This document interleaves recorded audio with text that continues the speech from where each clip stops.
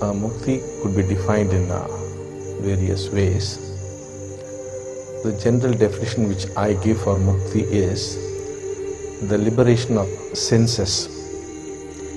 Now, when you see, you do not see without the interference of the mind. If you can see without the mind interfering, that is Mukti. If you can hear without the mind interfering, that is Mukti. The same applies to smell, touch, and even thought. Thought also can be observed without your getting involved with the thought. Now what's happening is, when you are thinking, you think you are thinking, but it is actually possible to see thoughts flow as though they are independent of you. This is a physical reality. Actually you can see thoughts. Any kind of thought would be coming into you and would be going out of you, and you can watch them. So this is the state of Mukti, that is the complete liberation of the senses from the control of the mind.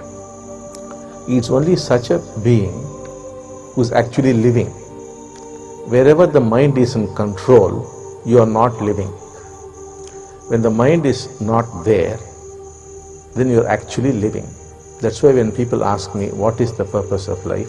My answer is, if you are living, you won't ask the question. The purpose of life is to live. What does that mean? To live the life of the senses. The senses must be independent and free of the mind. Now what's happening is, you are not at all experiencing reality. Reality to you is what is flowing through the senses. Now all the time you are interpreting whatever data is coming into you. You look at a tree and you say it's a big tree, small tree, green tree, mango tree, this, that. All the time comments are going on. When you sit down to eat food, you're not eating food.